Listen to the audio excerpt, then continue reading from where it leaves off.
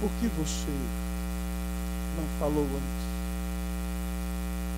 Por que você não abriu a boca antes? Por que você tem deixado os seus amigos entregues à própria sorte deles, sofrendo com imensos problemas que poderiam ser evitados se você tivesse pregado antes? Por que você não falou antes? Que Deus tenha misericórdia de você, meu irmão. Que Deus tenha misericórdia de você, meu irmão. Peça ao Senhor para tirar esse egocentrismo maldito do seu coração, para que você pare de viver para si mesmo e seja como Cristo Jesus, que resolveu dar a sua vida em favor de muitos, tendo um coração compassivo.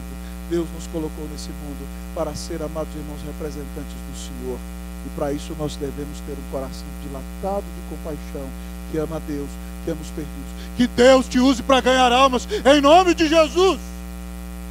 Que você tenha um coração compassivo e seja um instrumento de restauração, como foi o seu Senhor. Que Deus te visite com a bênção da multiplicação, com a bênção da multiplicação de frutos espirituais. Amém. Mas ao olhar do texto da palavra, Deus continua a falar. Qual foi a primeira lição da multiplicação, irmãos? E a segunda? Você sabe qual é a terceira? O senhor não sabe, ele veio primeiro. Limitação. Limitação. Vamos ler, irmãos, versículos 12 e 13. 12 e 13. Eu vou ler o 12 e vocês o 13. Diz assim a palavra de Deus. Mas o dia começava a declinar. Então se aproximaram os 12 e lhe disseram: despede a multidão, para que indo às aldeias e campos circunvizinhos se hospedem e achem alimento, pois estamos aqui em lugar deserto. Vocês o 13.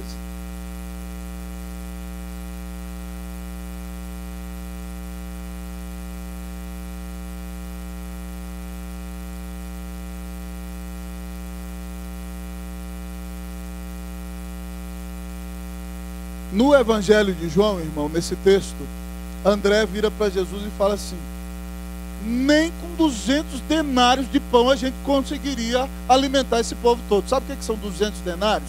É o trabalho, é o salário de 8 meses de um trabalhador que recebe o salário mínimo dos dias de Jesus. Nem 8 meses de salário mínimo pode alimentar esse povo inteiro. Preste atenção comigo, aqui estão os discípulos, amados irmãos, e o povo foi descedentado, locupletado com a pregação daquele que é a própria mensagem, o pregador. E aí de repente então o dia está acabando, e os discípulos desesperados veem que o povo já está com fome. Eu não sei se acontece com você, mas toda vez que eu venho domingo para a igreja, eu saio numa fome louca, irmão. Se botar uma pizza na minha frente, eu posso comer ela inteira, hein? Porque parece que a espiritualidade ela envolve tanto a gente que até o nosso corpo se sente desgastado. E aí o povo estava com fome. E aí os discípulos preocupados, meio que querendo lavar as mãos, não sabiam o que fazer. Jesus, manda esse povo embora. Ó, já está 6 horas, o sol já está declinando, e aqui não tem o que comer, e o Senhor já sabe o que vai fazer, minha irmã. Mas eu gosto muito do sentido de humor. O Senhor vira para eles e fala assim: te vira. Dá-lhes vós mesmos de comer. E aí, irmãos, eles entram em colapso. Os discípulos de Lucas aqui, amados irmãos, na resposta deles, eles foram até irônicos com o Senhor. Eles dizem assim: não temos mais do que 5 pães e 2 peixinhos. Por quê? Porque uma mãezinha querida preparou o lanche de um rapazinho naquele dia, certo? Levou 5 pãozinhos de cevada, certo? Pequeno, tamanho do nosso pãozinho ali da padaria, mais 2 peixinhos para ele lanchar. E eles falaram: Senhor, no meio desse povo aqui não temos mais que 5 pães e 2 peixes. Eles falaram: só se a gente for lá e comprar pão para esse povo todo. Mas onde é que eles iam comprar pão? No erro, irmão. Ninguém tinha feito aquela quantidade de pão naquele dia. Eles até meio que foram irônicos com o Senhor. Mas preste atenção, amados irmãos, o que o Senhor revela para esses homens é o quanto eles são limitados. Eles são tremendamente limitados. E você precisa entender que você é limitado. Muitas vezes, amado irmão, você veio de uma condição mais humilde, estudou, se preparou, passou no concurso, passou em outro, e comprou uma casa, 2, 3, e agora seus filhos estudam no melhor colégio da cidade. Alguns já estão na universidade, e a sua família está prosperando, e você começa a se achar: eu sou o cara mesmo, e de repente Deus vem e visita você com uma doença que você não tem como curar. E aí você fala: eu não sou nada, eu sou limitado. Irmãos, nós somos limitados. Se você tem alguma coisa de bom na sua vida, meu irmão, preste atenção, é porque o Senhor tem te dado. Não se ensoberbeça, não deixe que isso domine o seu coração, porque talvez qualquer dia o Senhor vai ter que mostrar para você quem você é. Quem você é. E você não tem poder de parar o vento e o mar, e também não tem poder de multiplicar pães. E o interessante aqui, irmãos, é que há 5.000 homens ali. Alguns comentaristas dos evangelhos dizem que no total deveriam haver 25.000 ou 30.000 pessoas. Eu fico com 20.000, porque judeu casava jovem, né? São 5.000 homens, imagine que 4.000 são casados. As mulheres estão com eles, então 4.000 mais 4.000, 8.000, certo? Mais 1.000 solteiros, 9.000. Mas judeu não tem só um filho, geralmente tem 3, tá certo? Então você bota aí 4 vezes 3, quanto é que dá? 12.000. 12.000 mais 9.000, quanto é que dá? 21.000. Pelo menos 20.000 pessoas estão ali naquele dia. E eles não têm como dar de comer a 21.000 pessoas, nem eu e nem você. Então muitas vezes o Senhor nos coloca em situações inusitadas para que nós nos humilhemos na presença dEle, para que nós entendamos que não somos nada diante do Senhor, que nós não movemos céus e terra, e que precisamos depender de Deus a cada dia de nossas vidas, em tudo que viermos a fazer. Amados irmãos, as bênçãos da multiplicação de Deus nos mostram e nos fazem entender que quem realiza grandes multiplicações exponenciais não somos nós, é o Senhor. Hoje de manhã eu preguei em 1 Coríntios 3,6 e Paulo diz: eu plantei, Apolo regou, mas o crescimento veio de Deus. É Deus quem dá o crescimento à igreja. Um trabalha duro, o outro rega, trabalha em equipe, mas é Deus quem faz a igreja crescer. É Deus quem tem dado bênçãos maravilhosas a você, meu irmão. Se você está onde está, é por causa da bondade de Deus. Você só não está se prostituindo lá fora, ou não está debaixo de uma ponte, ou não está com a vida destruída, porque Deus é bom. Então se humilhe na presença do Senhor. Pare de jactar-se em si mesmo e de buscar glória para si. Porque a Bíblia diz em Provérbios 16:5 que abominável é ao Senhor o soberbo aos olhos do Senhor. É certo que ele não ficará impune. Diz o texto que a soberba precede a ruína, a altivez de espírito a queda. Meu irmão, olhe para tudo que você tem. Deus tem te dado casa, tem te dado bens, tem te dado família, tem te dado esposa, te dado bênçãos maravilhosas. Mas 1 Coríntios 4,7 diz assim: quem é que te faz sobressair? E que tens tu que não tenhas recebido? E se o recebeste, por que te vanglorias como se o não tiveras recebido? Meu irmão, se humilhe na presença do Senhor. A Bíblia diz que Deus abomina o orgulhoso, certo? Ele está a ponto de vomitá-lo da sua boca. A Bíblia diz que Deus abate o soberbo, mas exalta os humildes. Que você se humilhe na presença do Senhor. Pedro nos diz: humilhai-vos sob a poderosa mão de Deus, para que em tempo oportuno Ele vos exalte. Que Deus te faça alguém manso e humilde de coração, como o Senhor Jesus. E você verá a bênção de Deus sendo multiplicada sobre a sua vida, em nome de Jesus, para a glória de Jesus. Amém, irmão? Se você está passando por um aperto, é para se tornar mais humilde, para ser parecido com Jesus. Então que você viva uma vida de quebrantamento e humilhação, em nome de Jesus, na presença de Jesus. Terceira lição da multiplicação, qual é? Limitação. Diga para o seu irmão: você é limitado. Seja humilde, em nome de Jesus. Mas ao olhar para o texto da palavra nessa noite, irmãos, será que o Senhor Jesus tem mais alguma lição para o nosso coração? Sim, irmãos. Ele nos ensinou, em primeiro lugar, o que? Depois sabe qual é a próxima lição? Sustento. A próxima lição da multiplicação é a lição do sustento. E ela é simples. Sabe o que ela diz? Quem sustenta você é Deus. Nós vamos ler, amados irmãos, do versículo 14 até o 17. Vamos ler responsivamente. Porque estavam ali cerca de 5.000 homens, Então disse aos seus discípulos: fazei-os sentar-se em grupos de 50. E tomando os 5 pães e os 2 peixes, erguendo os olhos para o céu, os abençoou, partiu e deu aos seus discípulos para que os distribuíssem entre o povo.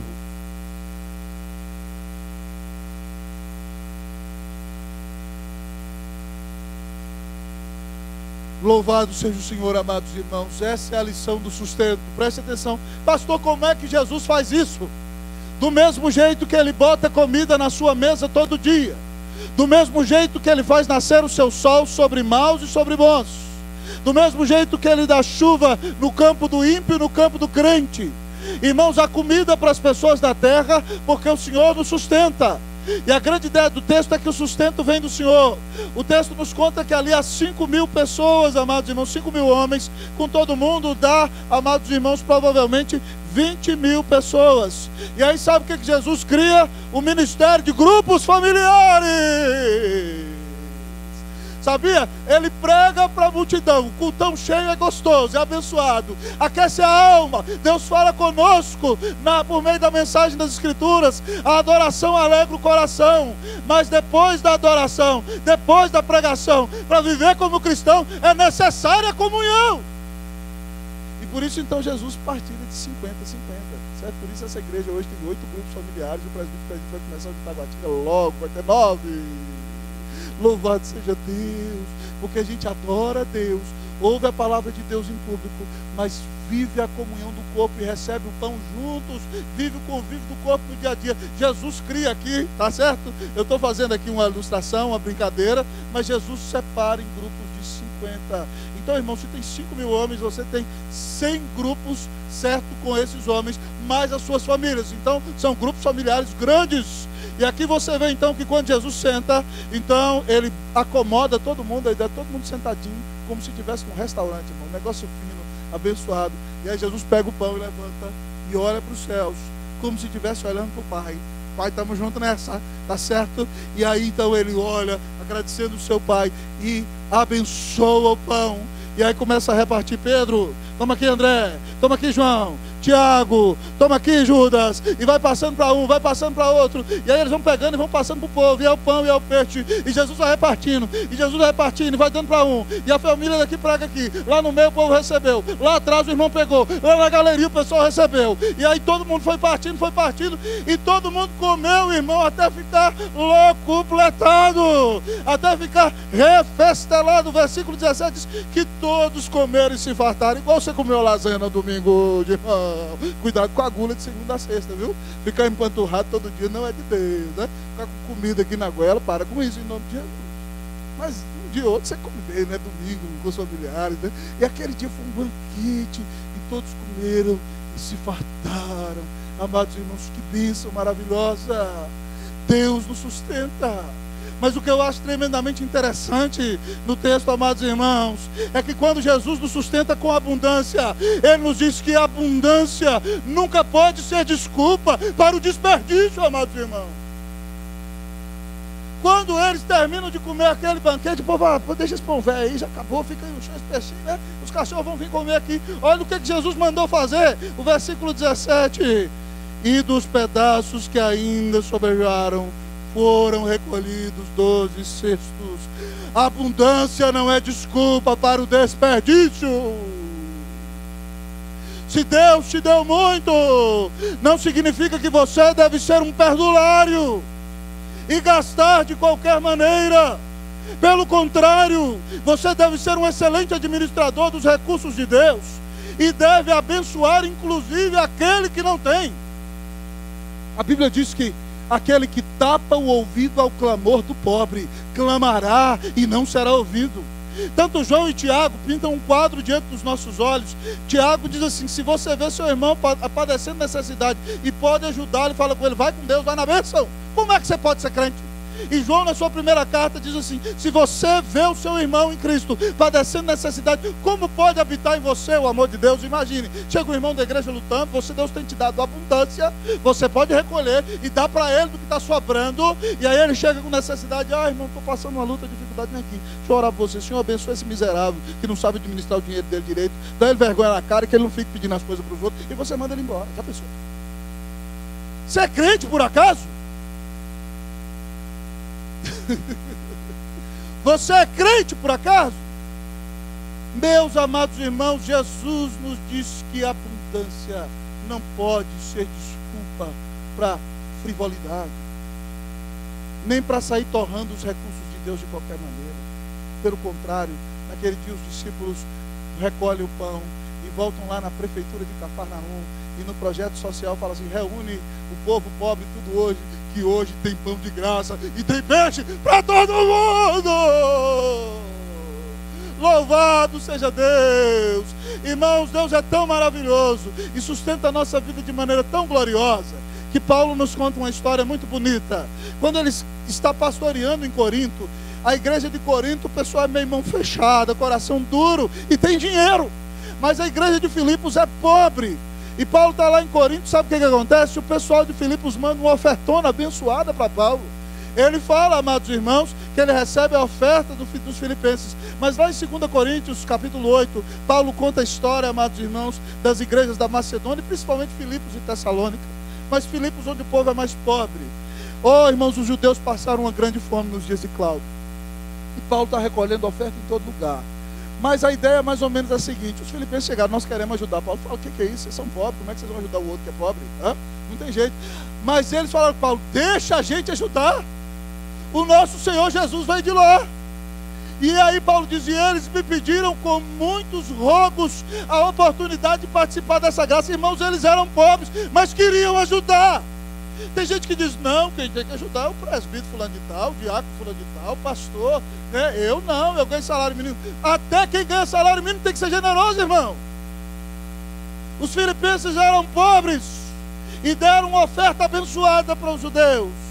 E aí Paulo fala com eles o seguinte para os coríntios: irmãos, porque vocês conhecem a graça de Deus e vosso Senhor Jesus, que sendo rico se fez pobre por amor de vós, para que por meio da vossa pobreza vós vos tornasseis ricos. Porque nós podemos ser generosos, irmãos, porque aquele que é o mais rico de todos abandonou a sua glória e veio a este mundo e se fez pobre e recebeu a ira de Deus na cruz para pagar os nossos pecados. E quando nós o recebemos por sua graça, nós nos tornamos as pessoas mais bem-aventuradas da terra, e a riqueza da paz, do perdão, da salvação, da bondade de Deus inunda o nosso coração. Meu amado irmão, o nosso sustento vem de Deus, e o pão mais precioso que recebemos se chama Jesus, que é o pão da vida, que nos dá a salvação. Meu irmão, que você reconheça que tudo que tem que é vem de Deus. E se Deus tem te dado com abundância, seja generoso. Deixe de ser morrinha e miserável. O dinheiro não é o seu Deus. Abençoe os necessitados. Abençoe os missionários. De vez em quando faça um propósito com Deus. A igreja está num projeto maravilhoso. Eu vou dar uma oferta abençoada. Só eu e o Senhor vamos saber. Você vai ver o que Deus vai fazer. Ele é fiel, ele promete as coisas na palavra dele. Você não faz para fazer barganha com Deus, porque nós somos salvos pela graça. Mas quando a gente obedece, Deus promete abençoar. É bíblico. Então, meu irmão, em nome de Jesus, reconheça que quem te sustenta é Deus. Reconheça que quem cuida de você é Deus. Reconheça que se você tem alguma coisa boa, veio da mão de Deus. E reconheça que a maior de todas as bênçãos você já recebeu, que é a riqueza da salvação bendita na pessoa de Jesus. Que você louve a Deus pelo seu sustento. Confie no Senhor e seja mais generoso com aquilo que o Senhor tem te dado, em nome de Jesus. Quero lhe perguntar nessa noite, ao final dessa mensagem: as bênçãos de Deus têm sido multiplicadas sobre a sua vida? Você tem conseguido descansar no Senhor, ainda no dia da adversidade? Sua vida é a expressão viva da compaixão de Deus em todo lugar onde você está? Você tem plena consciência de que é limitado e que não pode muita coisa, mas que o seu Deus pode tudo. Você adora e se regozija no Senhor, porque é sustentado por Deus, no seu casamento, no seu trabalho, mas você é salvo